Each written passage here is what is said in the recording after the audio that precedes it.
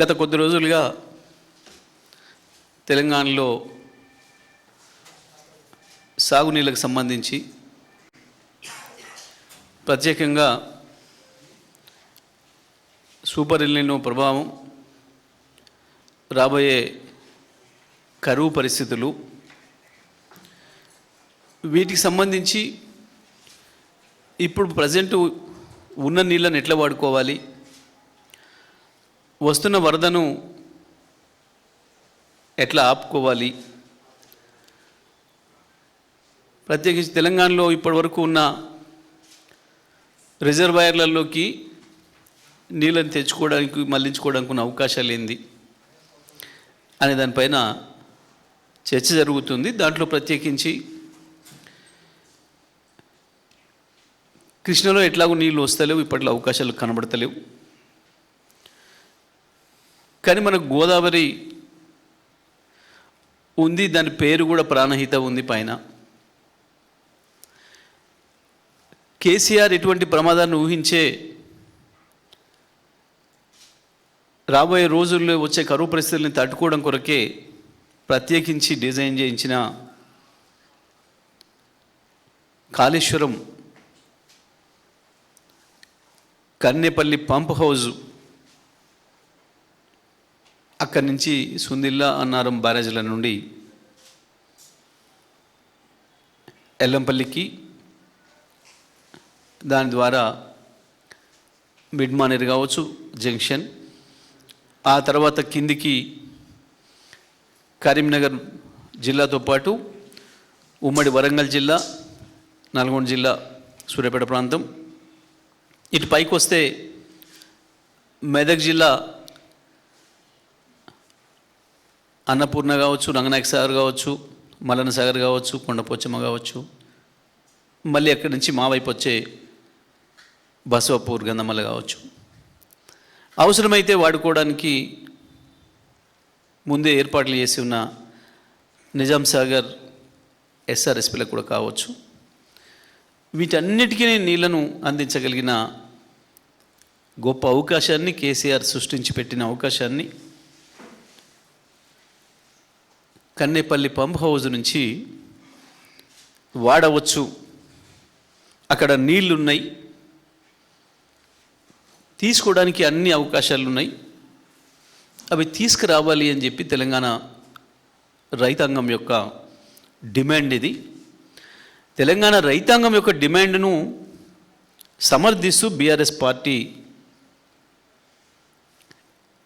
రాష్ట్ర కార్యనిర్వాహక అధ్యక్షులు కేటీ రామారావు గారు కేసీఆర్ గారి ఆదేశాల మేరకి కన్నెపల్లి పంప్ హౌస్ సందర్శనకు వెళ్ళటం, అక్కడ వెళ్తున్న నీళ్లను కళ్ళకు కట్టినట్టుగా మీడియా ద్వారా తెలంగాణ ప్రజలందరికీ చూపించి, ఇగో ఇక్కడ కింద నీళ్లున్నాయి, ఇగో ఇక్కడ లిఫ్ట్ ఉంది, పంపులు ఉన్నాయి, ఒక బటన్ నొక్కితే ఆన్ అవుతాయి,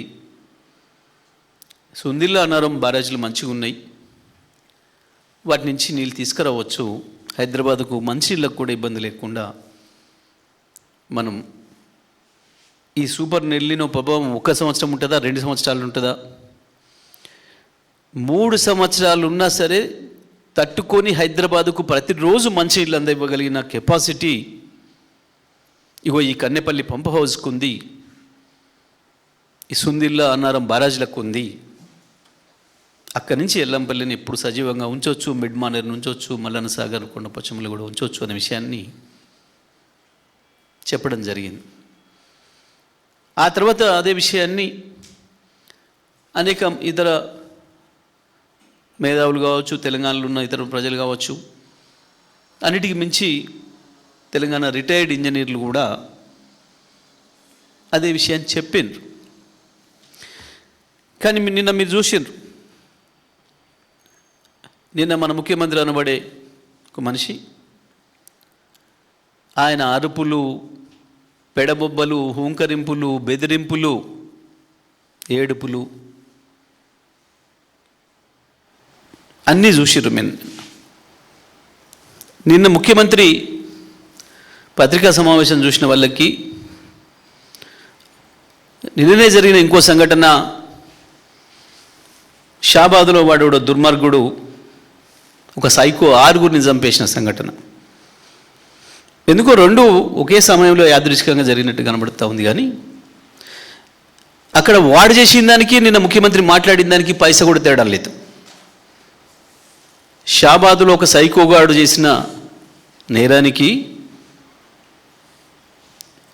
భార్య పిల్లలతో పాటు ఒక అమాయకురాలైన అమ్మాయిని వాళ్ళ కుటుంబ సభ్యుల్ని కూడా దుర్మార్గంగా నరికివేసిన సన్నివేశానికి నిన్న ఇక్కడ ముఖ్యమంత్రి మాట్లాడిన పత్రికా విలేకరుల సమావేశానికి ఏమి తేడా కనబడతలేదు. ఇద్దరిది ఒకే తీరు మనస్తత్వం కనబడుతుంది. మీరు కొంచెం జాగ్రత్తగా అబ్జర్వ్ చేస్తే. ఎందుకు చెప్తున్నాను ఈ మాట అంటే,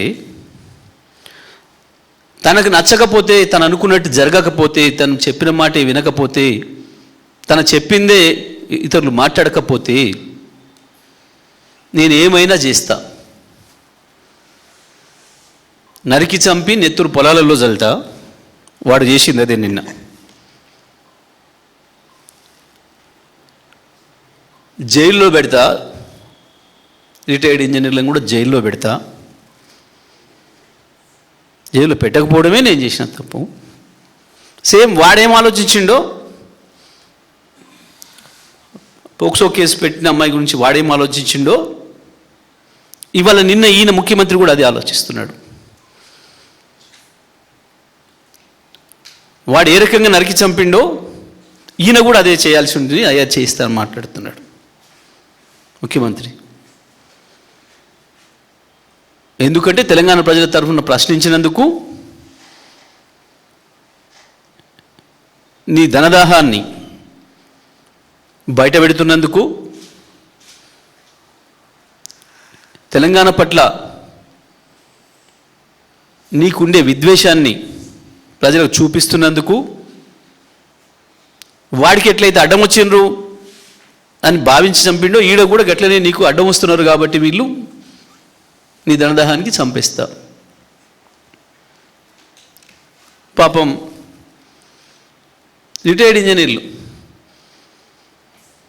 ఆయన దగ్గరికి వెళ్ళి సలహా ఇచ్చిన రోజులు, ఆయనకు పేపర్ ఇచ్చిన రోజులు మంచిగా కనపడ్డారు. పాపం వాళ్ళు ఎప్పుడైనా ఒక తీరునే ఉన్నారు.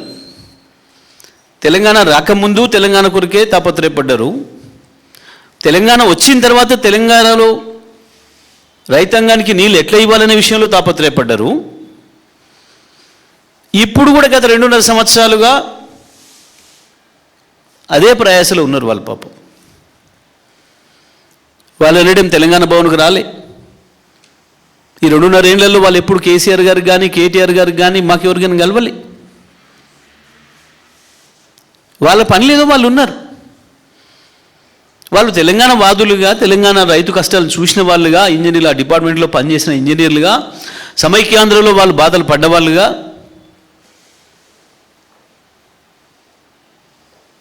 ఆ తర్వాత వచ్చిన తెలంగాణలో తెలంగాణ ఫలితాలని ప్రజలకు అందిస్తున్నప్పుడు చూసి సంతోషపడ్డ వాళ్ళుగా, దాంట్లో భాగస్వాములు అయిన వాళ్ళుగా ఇవాళ సందర్భం వచ్చింది. కాబట్టి వాళ్ళు 2.5 ఏళ్ళ నుంచి ఏం రాజకీయాలు మాట్లాడాలి. నువ్వు నీ మేడిగడ్డ పైన నీ సోది, నీ సొల్లు కబుర్లు, నీ మూర్ఖపు ప్రచారాలని వాళ్ళు ఎన్నడం అడ్డం పడలే. వాళ్ళు ఏం ఖండించలే, లేకపోతే ఇంకొక రోజు రాలే. నువ్వు పెట్టుకున్న కమిషన్లు, నీ కేసులకు ఎనడం మాట్లాడాలి. కేవలం నిన్న నిజమే మంచిగానే ఉంది. కన్నెపల్లి నుంచి సుందీల అన్నారంలో నీళ్ళు తీసుకురావచ్చు, ఇవ్వచ్చు. ఎందుకంటే సూపర్ ఎల్నినో ఎటు పోతుందో తెలియదు. ఈ 1 సంవత్సరం అంటున్నారు, మరి వచ్చే సంవత్సరం కూడా అదే పరిస్థితి వస్తే హైదరాబాద్లో కూడా మంచినీళ్ళు దొరకవు. కాబట్టి హైదరాబాద్కు కూడా మంచినీళ్ళకి ఇబ్బంది రాకుండా ఉండాలి. 1 కోటి మంది పైగా ప్రజలు ఇక్కడ ఉంటున్నారు. ఒకరోజు తట్టుకోలేరు.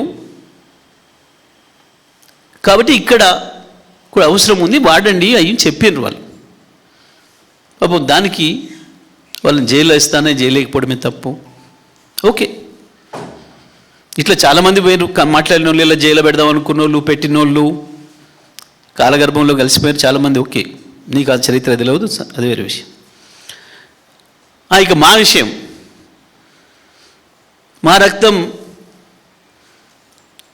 నరికి పొలాలలో చల్తా అన్నావు కదా. ఇవాళ తెలంగాణలో ఇంచులో కేసీఆర్ చెమట రక్తాలు ఉన్నాయి. ఇవాళ తెలంగాణ స్వేచ్ఛా వాయువు పీల్చుకుంటుందంటే, తెలంగాణ ఒక భౌగోళిక రాష్ట్రంగా ఏర్పడిందంటే ప్రతి ఇంచులో కేసీఆర్ చెమట ఉంది. కేసీఆర్ రక్తం చెమటగా మారే వచ్చింది. కొత్తగా ఏం లేదు. ఇవాళ ఆయన అప్పుడు ఇప్పుడు ఎప్పుడు సిద్ధంగానే ఉన్నాడు. నిజమే, ఇవాళ నువ్వు మమ్మల్ని నరికి మా రక్తంతో పంటలు పండిస్తారంటే మేము సిద్ధంగానే ఉన్నాం. కేటీఆర్తో సహా, కేటీఆర్తో సహా మేమందరం సిద్ధంగానే ఉన్నాం. తెలంగాణ ప్రజలకు అదే అవసరమైతే, ఒకవేళ రక్తంతోనే పంటలు పండితే నువ్వు భావిస్తే, ఎందుకంటే 2001లో జై తెలంగాణ నినాదం మొదలుపెట్టి వచ్చినాడే ఉంటామా పోతామా ఏమవుతామో తెలియని స్థితిలో వచ్చినాం. కేసీఆర్ గారు ఆ మాట ఆనాడే చెప్పిండు. ఉంటామో ఊడుతామో ఏమవుతామో, బతుకుంటే మాత్రం తెలంగాణ తెచ్చిందనక వెనక్కిపోయేది లేదు. లక్ష్య సాధనలో వెనుదిరిగితే నన్ను రాళ్ళ తీసుకొని కొట్టండి అని చెప్పిన మొట్టమొదటి ఉద్యమకారుడు ప్రపంచ చరిత్రలో కేసీఆర్.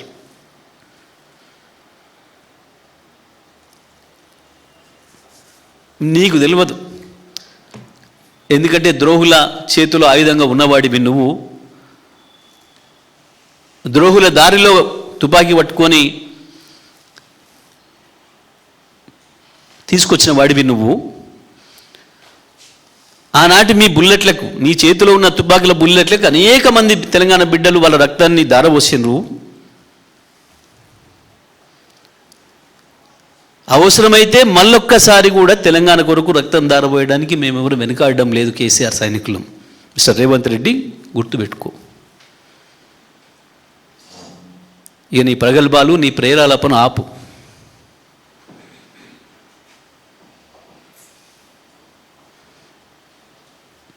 అది నీ రాక్షస మనస్తత్వాన్ని తెలియజేస్తుంది తప్ప ఇంకోటి కాదు. మేము అనడం లేదా మాట తిరిగి, మేము అనం.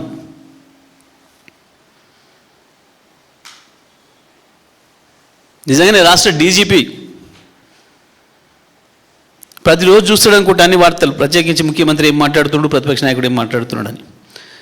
చిన్న మాటలు, చీడ పురుగు అని రేవంత్ను అన్నందుకు, తెలంగాణలో పుట్టిన చీడ పురుగు అని రేవంత్ను ఎవరో పెట్టినందుకు సోషల్ మీడియాలో తీసుకుపోయి కేసు పెట్టి జైలు పెట్టించినావు డీజీపీ గారు.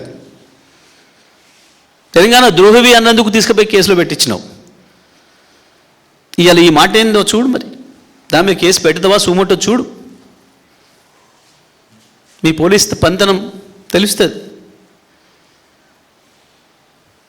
ఒక రాజకీయ విమర్శకే కేసులు పెట్టి జైలు పెడుతున్నారు. ఎక్కడో చిన్న కింద సోషల్ మీడియా వర్కర్లు, మా కార్యకర్తల నుంచి మొదలు పెడితే మా ఎమ్మెల్యేల వరకు అందరి మీద కేసులు పెడుతున్నావు. స్వయంగా ముఖ్యమంత్రి కోసి రక్తం చల్లుతా అని మాట్లాడుతుంటే, సరే ముఖ్యమంత్రి డీజీపీ ఏనైనా పోని, మాకేం ఇబ్బంది లేదు, మాకేం భయం లేదు, మాకేం బాధ లేదు, మేము దానికి సిద్ధపడి వచ్చిన వాళ్ళం. నిజమే, ఒకప్పుడు మీ సమైక్యేంద్ర తూటాలతోని రక్తం బారిన ఈ నేలల్లో అగో గదే కన్నెపల్లి పంప్ హౌస్తోని కేసీఆర్ ఇంచు నీళ్లు బారిచ్చిండు, దాంతోనే సస్యశ్యామలం చేసిండు, దాంతోనే 3 కోట్ల టన్నుల పంట పండించిండు.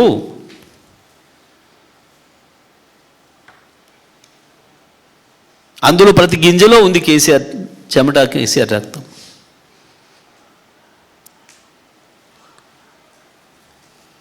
సో మూర్ఖ ముఖ్యమంత్రి, నువ్వు తెలుసుకుంటే మంచిది. ఓకే, మేము అడిగింది ఏంది?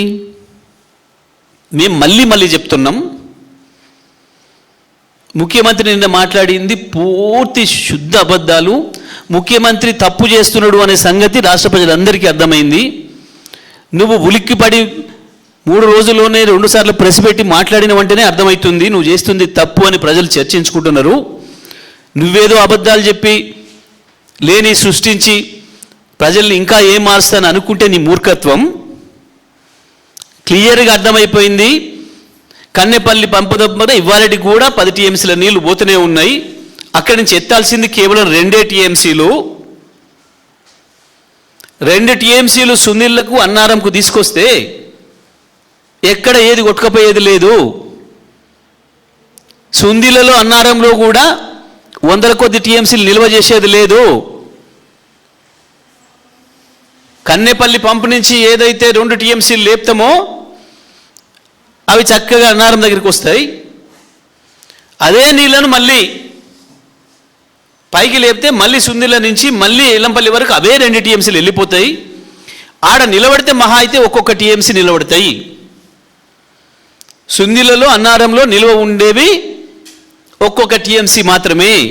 మిగతా 2 టీఎంసీలు ఎత్తుతూనే ఉంటాం. 3 టీఎంసీలు నిలబడితే చాలు.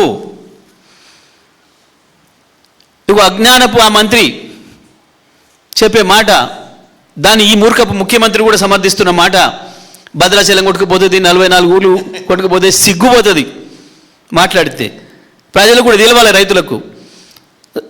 రైతు సోదరులారా, ఇప్పుడు మేము చెప్తున్న మాట, కన్నెపల్లి నుంచి వెళ్ళి ఏవైతే 10 టీఎంసీల నీళ్ళు పోతున్నాయో అందులో నుంచి 2 టీఎంసీలు ఎత్తి పైకి తీసుకొస్తున్నాం. ఈ మూర్ఖులు చెప్పే మాట ప్రకారం ఈ నీళ్లు మళ్ళీ కిందికి జారి వెళ్ళిపోయినా ఈ 2 టీఎంసీలు అన్న కలుస్తాయి. రిపోర్టర్ మిత్రులు కూడా వినాలి.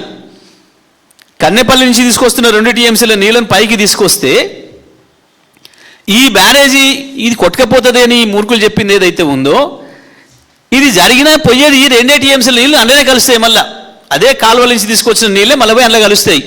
ఇక దీనికి భద్రాచలం కొట్టుకుపోయేది ఎక్కడ, ఇంకా 44 ఊర్లు కొడంగల్లు హుజూర్ నగర్లు కొట్టుకుపోయేది ఎక్కడ, యానించి కొట్టుకుపోతాయి. నిజమే దీని మీద చర్చకు వస్తాడా ఉత్తమ్ కుమార్ రెడ్డి?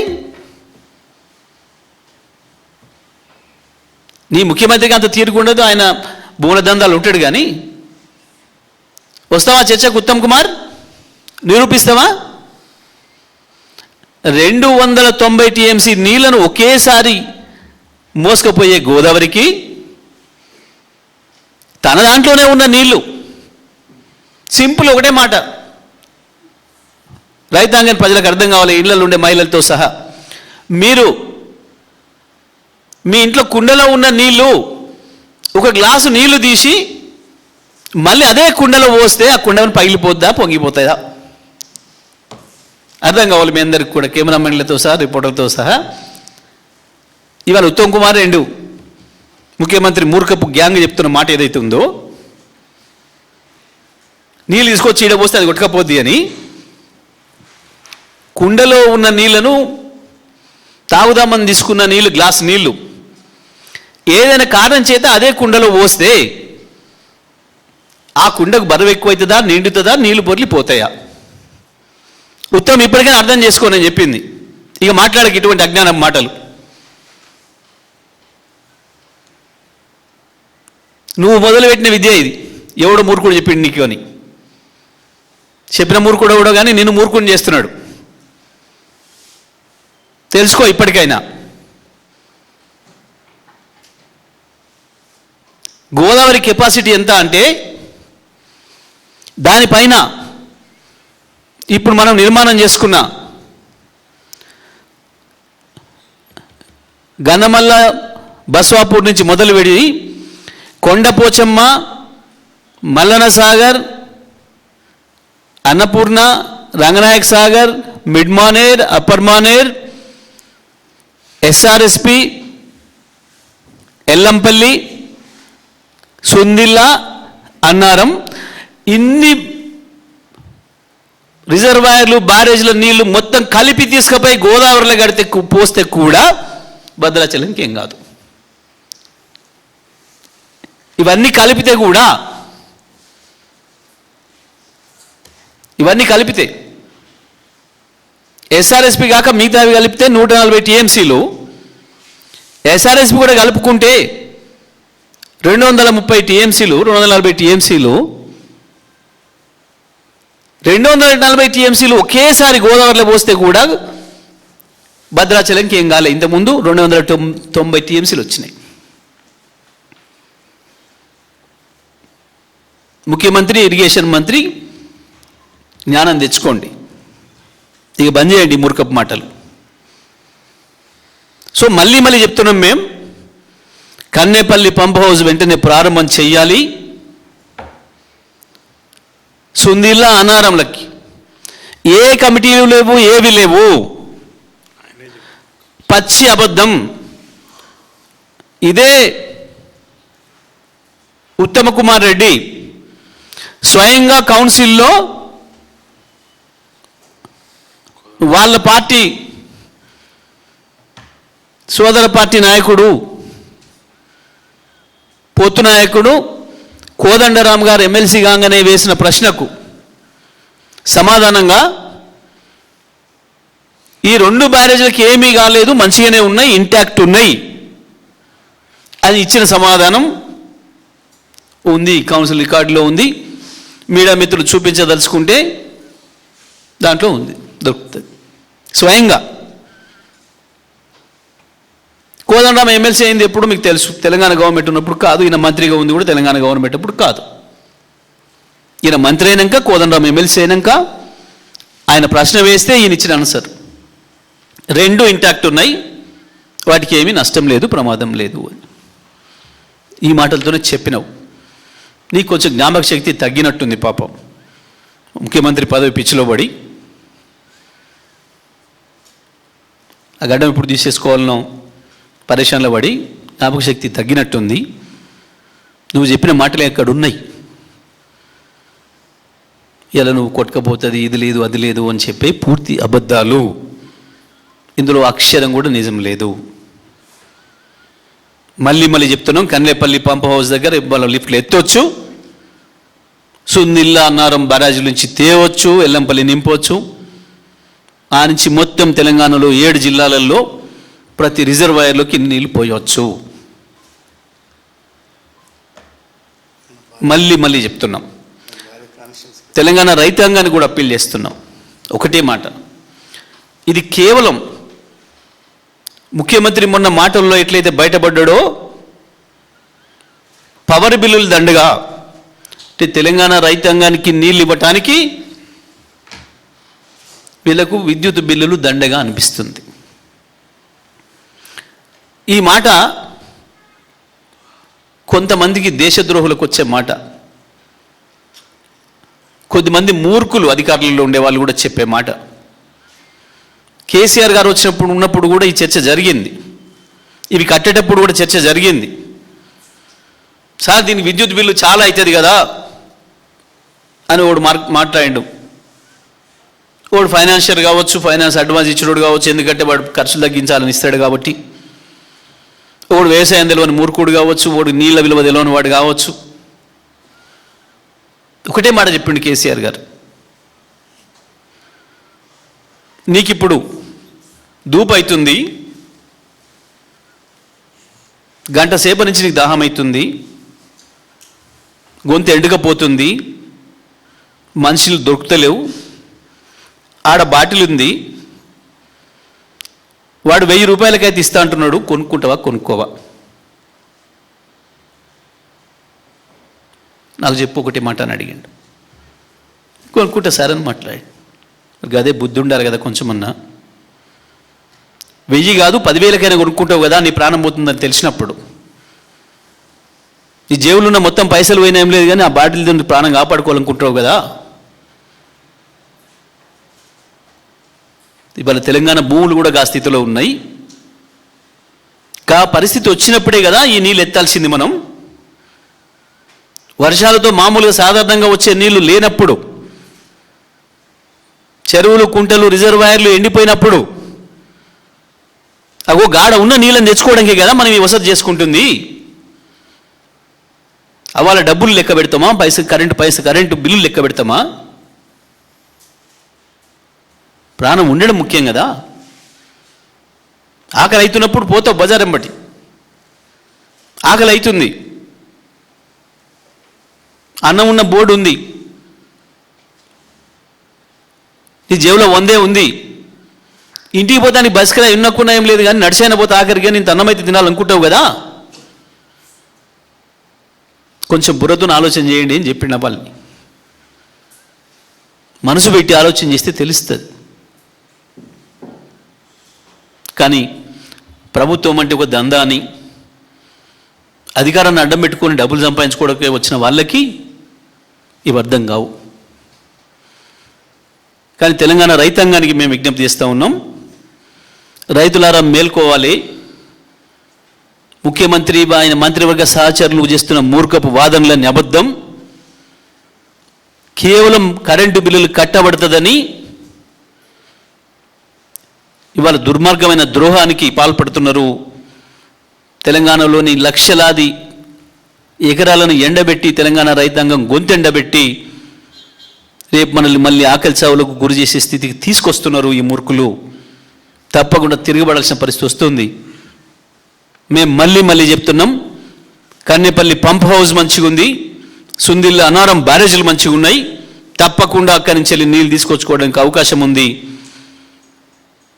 ఇది రైతాంగం ప్రజల ఒత్తిడితో మాత్రమే సాధ్యమైంది. గత 5-6 రోజులుగా మీలో జరుగుతున్న చర్చలు, తెలంగాణ రైతాంగంలో చర్చ జరుగుతుంది. కేటీఆర్ పోయి నీళ్ళు చూపించిండు, ఎందుకు వస్తలేవని చర్చ చేస్తున్నారు రైతాంగం అనే దాంతోనే ఇవాళ వణికిపోయి నిన్న ముఖ్యమంత్రి మంత్రివర్గం కూర్చొని మాట్లాడి ఒక అబద్ధాలు చెప్పి రైతాంగాన్ని మోసం చేసే ప్రయత్నం చేసిండ్రు. కానీ వీళ్ళ మోసపు మాటల్ని నమ్మాల్సిన అవసరం లేదు. పాపం రిటైర్డ్ ఇంజనీర్లు, అందులో ప్రతి ఒక్కరూ తెలంగాణ ఉన్న రోజులు సర్వీస్లో ఉన్ననాడు సమైక్య ఆందోళనతో ఇబ్బంది పడ్డ వాళ్ళే, మన నీళ్లు మనం ఇవ్వలేకపోతున్నామని బాధపడ్డ వాళ్ళే. తెలంగాణ వచ్చిన తర్వాత ఇంచు నీళ్ళని తెలంగాణకి ఎట్లా తీసుకురావాలి, కేసీఆర్ చేస్తున్న ప్రయత్నం ఏంది, అక్కడెక్కడన్నా వాళ్ళకి నచ్చకపోతే కూడా దాన్ని బహిరంగంగా చెప్పిరు తప్ప వాళ్ళు ఎన్నడెప్పుడేమో తలవంచి ఉండలే. ఎవరికి కూడా వాళ్ళ అభిప్రాయాలను ఉన్నది నిక్కచ్చిగా చెప్పిన వాళ్ళు మొదటి నుంచి. వాళ్ళు చెప్పినందుకు కూడా వాళ్ళని భయపెట్టించి మేము జైలు పంపుతా అని చెప్పి మాట్లాడే ఒక మూర్ఖపు ముఖ్యమంత్రి ఆలోచన ఏందో మీరు అర్థం చేసుకోవాలి. తెలంగాణ రైతాంగం సిద్ధం కావాలి. తప్పకుండా ఈ మూర్ఖపు ప్రభుత్వాన్ని మెడలు వంచడానికి ముందుకు సాగాలని చెప్పి నేను విజ్ఞప్తి చేస్తూ, ముఖ్యమంత్రి నిన్న మూర్ఖంగా మాట్లాడిన మాటలు ఏదైతే ఉన్నాయో దాన్ని మేము తీవ్రంగా ఖండిస్తా ఉన్నాం.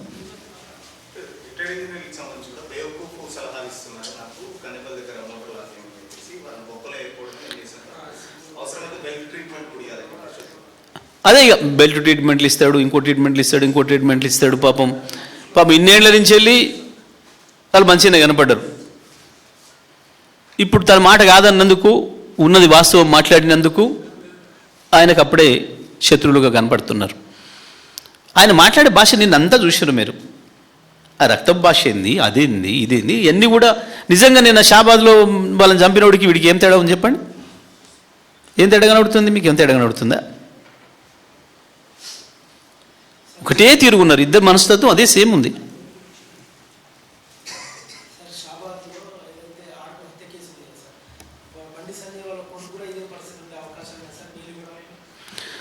అంటే సింపుల్ అండి, ఈ ప్రభుత్వం యొక్క చేతగంతనం, ఈ ప్రభుత్వం పోలీసు యొక్క వైఫల్యాలకి ఇవన్నీ కూడా నిదర్శనం. మీరు వరుసగా 2.5 ఏళ్లలో చూడండి ఎన్ని జరిగినాయి ఇటువంటి దారుణాలు. ఈ ప్రభుత్వం వచ్చిన దగ్గర నుంచి 50% నేరాలు పెరిగినాయి అని చెప్పి ఇదే పోలీసు డీజీపీలు, ఇదే సిపిలు ప్రకటించారు. ఇప్పుడు మీరు ముఖ్యమంత్రి ఉన్న ప్రతి డిపార్ట్మెంట్ అట్లే ఉంది. ముఖ్యమంత్రి చేతుల విద్యాశాఖ ఉంది, 200 మంది పిల్లల్ని చంపాడు దుర్మార్గంగా విషాహారం పెట్టి. ముఖ్యమంత్రి చేతుల్ని హోంమంత్రి ఉంది, చేతగాక శాంతి భద్రతలను కంట్రోల్ చేయలేక వందలాది మంది రకంగా దుర్మార్గంగా హత్యకు గురి కాబడుతున్నారు. వాడిని కనీసం 55 రోజులు పట్టించుకోవాలి. పోక్సో కేసులో నేరస్తుడు ముందర పోలీస్ స్టేషన్ ముందర తిరుగుతుంటే కూడా పట్టించుకోవాలి. ఆఫ్టర్ ఆల్ ఎస్ఐ సస్పెండ్ చేసి చేతులు దులుపుకున్నారు. ఎందుకు లేదు డీజీపీకి బాధ్యత?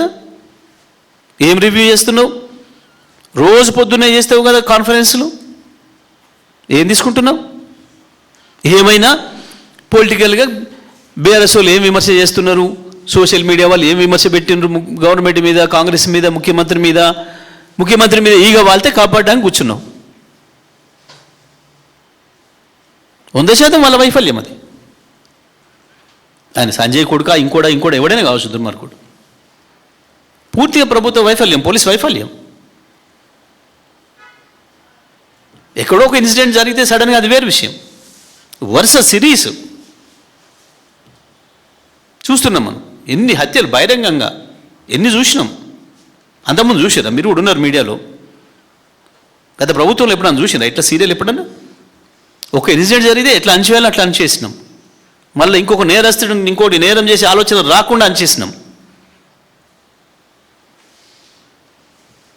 వీళ్ళకి అది లేదు. వీళ్ళ పనంతా ఎక్కడ ఏం భూములు దొరుకుతాయి, ఏం తినాలి, ఎవరిని ముంచాలి, ఎవరిని భూమి ఆక్రమించాలి, ఇది తప్ప ఇంకో పనులు లేరు కదా వీళ్ళు.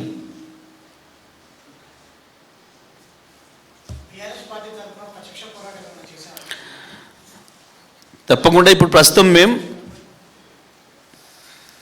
కన్నెపల్లి దగ్గర నీళ్లున్నాయి, ఇంచి ఇవ్వచ్చు అనే విషయాన్ని ప్రజలకు చెప్తున్నాం. రైతాంగం కూడా ఆ రకంగా ప్రిపేర్ అవుతున్నారు.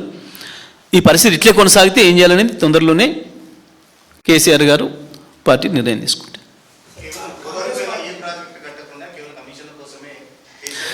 నేనేమంటున్నా,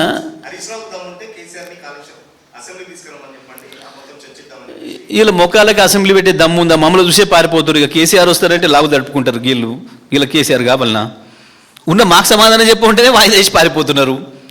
మాకు ఇవ్వమనండి, మాకు ఎవరికన్నా గంట మైక్ కట్ చేయకుండా ఎవరికి ఇస్తారో ఇవ్వమనండి. మా దాంట్లో మేము మాట్లాడిన దాంట్లో నుంచి ఒక్కదానికి ఆన్సర్ చేయమని ముఖ్యమంత్రి ఈ రోతర భాష బూతు భాష తప్ప సబ్జెక్టు మీద మేము మాట్లాడిన దానికి మొత్తం మేము ఉన్న మొత్తం సభ్యులలో ఎవరికి ఇస్తాడో ఇవ్వమను, గంట మైక్ ఆపకుండా ఇవ్వమను.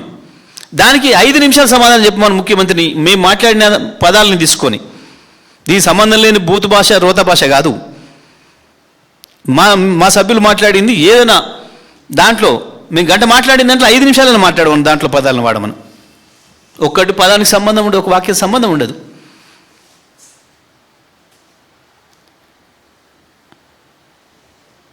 ఒక్క దాంట్లో కూడా ఎప్పుడన్నా సబ్జెక్ట్ చూసేది ఇప్పటివరకు ముఖ్యమంత్రి మాట్లాడిన దాంట్లో ఎక్కడన్నా సబ్జెక్టు ఉంటుందా? నిన్న పెట్టిండు, ఏం పెట్టిండు? మా కేసీఆర్ గారు అది కట్టేటప్పుడు శాసనసభలో ఆ తర్వాత 100 సార్లు చూపించినట్టే మళ్ళీ చూపించిండు. కన్నెపల్లి నుంచి వెళ్ళి ఇక్కడికి వస్తాయి, ఇక్కడి నుంచి ఇక్కడికి వస్తాయి. చేసిందే మేమా, చెప్పిందే మేమా. కేసీఆర్ గారు ఎన్నిసార్లు చెప్పిండో దాన్ని శాసనసభలో చూపించిండు. ఇగో నీళ్ళు ఇక్కడ ఉన్నాయి, ఇగో ఇక్కడికి వస్తాయి, ఇక్కడికి వస్తాయి, ఇక్కడికి వస్తాయి, ఇట్లా వస్తాయి మనకు. ఇగో ఇది అది 100 మీటర్లలో ఉంది, ఇగో ఇది 600 మీటర్లలో ఉంది. కొండపచ్చమ్మ 600 మీటర్లు ఎత్తుతున్నాం. ప్రపంచంలోనే అతి ఎత్తైన లిఫ్ట్ ఇరిగేషన్ ప్రాజెక్ట్ అవుతుంది ఇది. తెలంగాణ బతుకు ఇంత మించి లేదు. వీళ్ళు వంపులు ఉన్నాయి, మనం మిర్రలు ఉన్నాం, తెచ్చుకోవాలి తప్పదు అని చెప్పి స్పష్టంగా చెప్పిన వానాడే. ఈ నీళ్ళకి అది నేర్చుకొని నిన్న వచ్చి మళ్ళీ గదే చెప్పి కన్నెపల్లి పంప్ హౌస్కి ఏమైంది చెప్పలే. దాని గురించి మాట్లాడలే. నేను ఇంత వాగిండు, గంటసేపు రోత మాటలు మాట్లాడిండు. కన్నెపల్లి పంప్ హౌస్కి ఈ సమస్య ఉంది అని చెప్పలే. మేము ఛాలెంజ్ చేస్తున్నాం. ఇప్పుడు బటన్ ఆన్ చేయి, కన్నెపల్లి పంప్ నీళ్ళు బయట పోయకపోతే మేము సిద్ధం దీనికి చర్చకు. అది మేము చెప్తుంది. Right, thank you.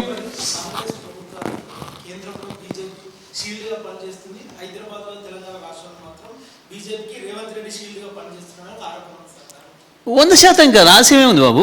BJP Congress వేరు కాదు తెలంగాణలో. ఇవి మోడీకి A team and B team.